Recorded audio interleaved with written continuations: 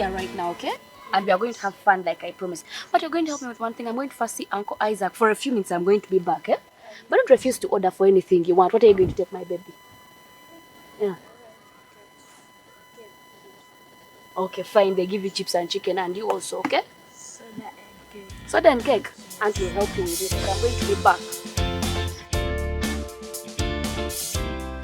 Isaac. Isaac. Isaac! Oh, I'm sorry, I did not see you coming. Isaac, you don't look to be fine. What is eating you up? Chichi, talk to me. No, it's nothing. Huh. You're not good at lying. That we know. I'm fine. Isaac, talk to me. Is it your wife? Is it your daughter? Is it work? Chichi. My dear, it started slowly and jokingly. I really can't tell where all of it came from. Women is just a hard gender to deal with. You see, for the past 3 weeks, Vanessa has been avoiding me. The first time I came to join her in the sitting room to watch a movie like we used to do. But she stood up and went to the dining and switched to her phone. I did not take it so serious. I thought it was bad timing.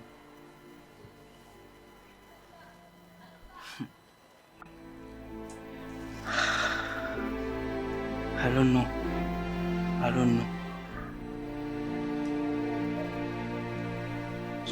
The next time,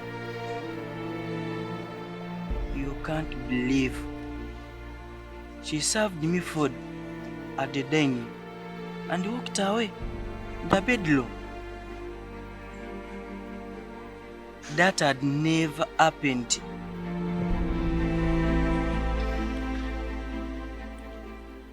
She had always given me company as I eat.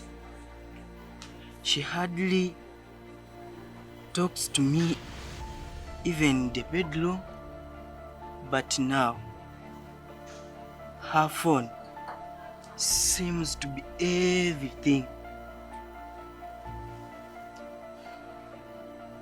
Today I tried to talk to her why she ignores me, but we got into a fight. And I found myself slapping her. I slapped her. But I did not mean to. I was just defending myself. Isaac, that does not sound good. So where is Vanessa? I don't know. Isaac, Vanessa is your wife. Where is she? Okay, if you don't mind, can we call her here for a few minutes? But if you were to call her, don't use my phone. Why not? She's your wife. I know she will not pick. Okay, then let me use mine.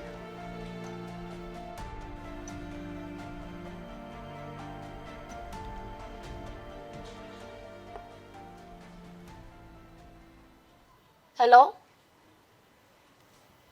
Yes, Vanessa. How are you, my dear? You're fine. Okay, that's good. My dear, if you don't mind, can you spare me some few minutes? There is something very important I want us to talk about. Okay? Yeah, I would prefer us meeting in person. Now, if you don't mind. Okay. I'll be waiting, my dear.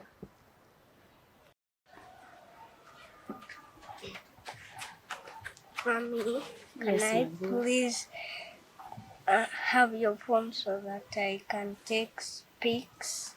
It is okay, my boy. You can have it, but first say hi to Uncle Isaac. First greet Uncle Isaac. Hi. Hi. Okay, How you are can you? go. But be careful with my phone, okay? Isaac. Isaac is coming. Hi, sir. Vanessa, nice seeing you. Please take your seat. I'm sorry, Sarah. I don't mean to be rude to you. But you mean you called me here to meet this fool? I don't want to see him. At least not now. Vanessa, it is me that called you. Please sit down. Let us talk. Just for a few minutes, we shall be done. Please sit.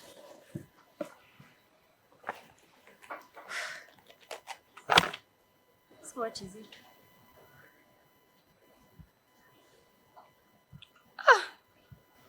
Vanessa,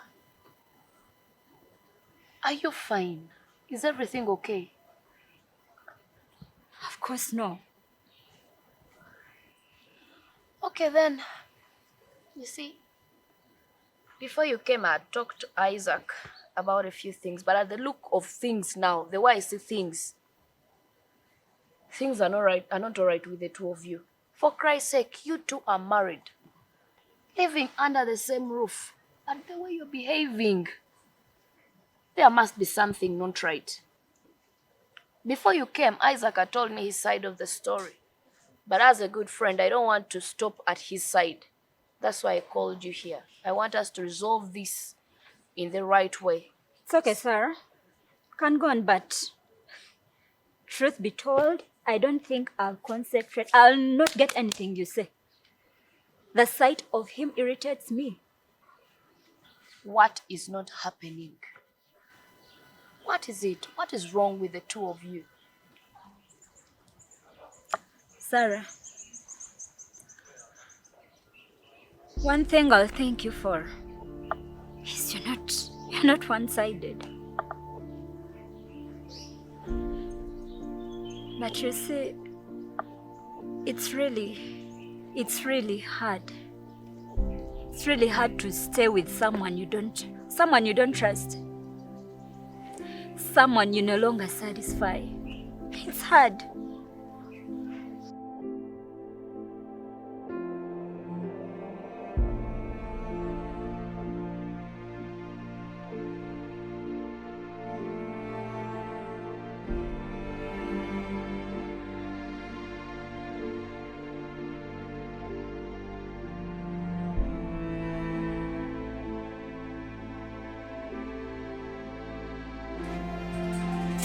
Isaac, what's this? Put the remote down. What's that? It's my shirt. Your shirt, check. What is it? What is this?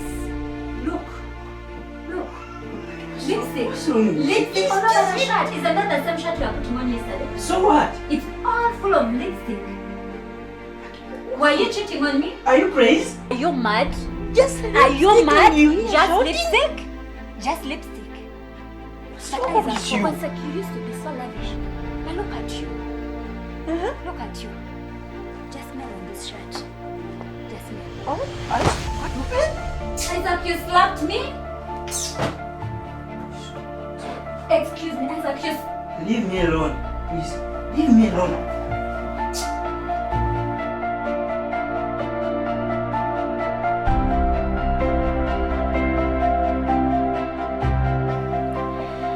But the Isaac you see, he's not the man I got married to.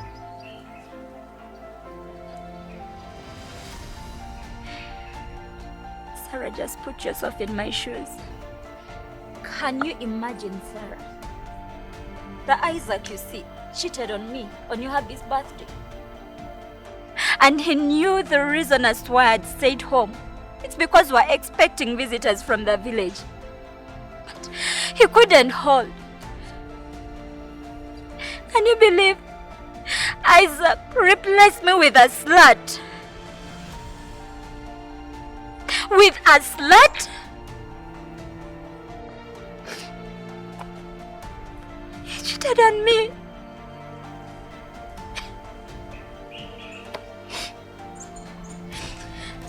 As a good wife, Sarah, as a good wife, I had decided to ignore all this. But this time round, it was too much on me. And I decided to talk to him and see whether I could sort out some issues between us. But Isaac in his response slapped me. Isaac slapped me, Sarah. He slapped me. Isaac slapped me. He slapped me. But Sarah, which man? For God's sake, which man in his right senses would slap a wife? The same wife he claims to be his world. His world, his everything. You slap the wife and you expect that wife to feel she's loved. Sarah, which kind of love is this? Which kind of love is this? Oh, I now get the reason for your fight. And I can understand the whole issue right now. But if I'm to be frank with both of you, separation is not a solution, no matter what happens in your relationship. Divorce is not an answer to the problems in marriage. You see, if only both of you can agree to look at this issue in a perspective other than yours, this whole mess will be cleared up. Marriage is the best union I've ever known. Marriage is the sweetest union, sweetest relationship I've ever engaged in. But nevertheless, marriage can turn to be very bitter, if not well catered for. It is written, for two to move together, there should be understanding. Two cannot move together unless they agree. What does it mean? Both of you should carry mutual understanding if you are to move together. Vanessa, my dear, I understand where all your anger is coming from. I really get how you feel. But you see, in a relationship, it is very dangerous to base on assumptions and have information and make conclusions. That itself can be a very fertile ground for the devil to work in you. I'm not saying that you are wrong. But you see, if I'm not forgetting, about your husband coming home late, he had told us about his promotion at work. I remember I even talked about it at the party, if I'm not forgetting. Isaac here is working upon being promoted at work. That's why he works for extra hours. Maybe he didn't want to tell you because he wanted to keep it as a surprise and only let you to know after the promotion has come in.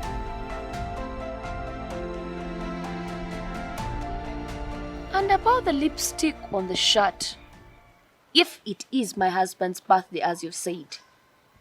Yes, by the way, we're not happy when you told us you're not turning up, but we let alone understood when he explained to us that you have visitors from the village.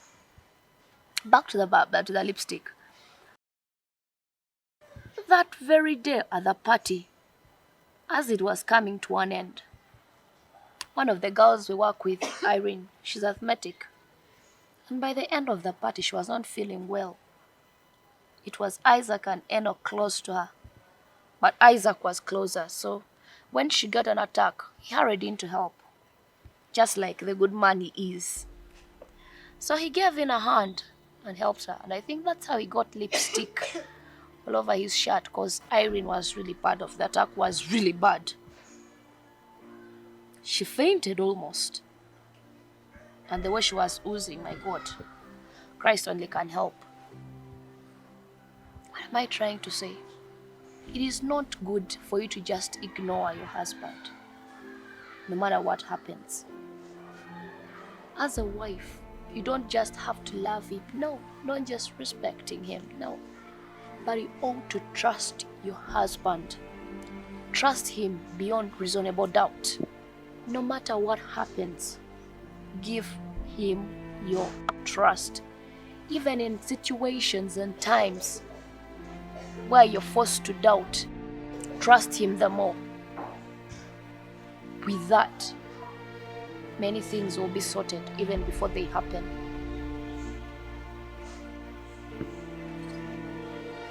Isaac, my brother, talking to Vanessa like that doesn't mean I'm siding with you. You yourself also have your own flaws. Nevertheless, they're resolvable. It's not that they are permanent. No, they are resolvable. But you see, all relationships, it's not just this one, but all relationships go through hardships, including mine with Enoch. We also face hard times. But the fact that your relationship can go through that hardship, still stand solid, is what makes it real. What makes you to be counted as a strong and wise man is not the fact that you can stand, but the fact that you can fall and stand again. Isaac, however much this gender I talked about, there is nothing we crave for like respect, care, and attention, and you'll have us to yourself. That alone. For times that you're going to get home late, call her, let her know, send her a text message. Or if not possible, when you get home, explain things to her. Try and tell her where you've been. Isaac, don't let your wife have any reason to doubt you, no matter what. In times where she has questions, answer them however nagging they are, however silly and small they can seem to be. Answer. Don't cease talking to your woman. And you see, it's not that very hard to maintain a relationship or to keep your marriage moving. For as far as I and Enoch are concerned, it's not that we are the wisest. No. It's not that we are problem proof. No. But there is something very sweet we found out. A formula that really works for us best. And it is in your Bibles too. It's in Ephesians 5:21 to 24. It's really very good and it has worked for us. This is what it says. As partners, you ought to submit to each other. As Vanessa, you ought to submit to Isaac. Isaac, submit to Vanessa. What does this submission call for? Mutual understanding. Carry a mind of, I can be right and I can be wrong. Both of us can be right and both of us can be wrong. With that mindset, you'll be always open to look at things in a perspective other than yours. Next, it says, as wives, as we, Vanessa and Sarah, we ought to submit to our husbands as unto the Lord. Not just submitting, but as you submit to the Lord, you ought to submit to your husband in the same manner. This submission is a virtue beyond obedience. It's far away from just yes and ignoring. This submission is humility. It is respect in all aspects. In speech, in dress code, in conduct. In this submission lies understanding. Vanessa, you ought to submit to Isaac in that manner. And it also says that as husbands, as a man, my brother Isaac, as you ought to love your wife as Christ has loved the church. Trust me, that love is practical. It is beyond words. It is visible. It is tangible. You have to let Vanessa know how special she is to you on a daily. You don't just have to make her feel that she's loved. You have to make her know that she is loved. So that even when you go out, even when you're not with her, she knows that my Isaac loves me. And even when you're around, she can feel it, that you love her. As simple as that. Submit to each other, submit to your husband, love your wife. I told you the conclusion is 1 Corinthians 7:4. This thing is so simple. That one I'll not tell you. Go find it. 1 Corinthians 7:4. Vanessa, thank you for your time, my dear sister. Welcome. We've been from far and we are still going far. Isaac. Yeah. Thank you so much. You don't end at this. I'm your friend, and you know they say a friend in need. Yeah. Is a friend what? Indeed. Yeah. Think of me.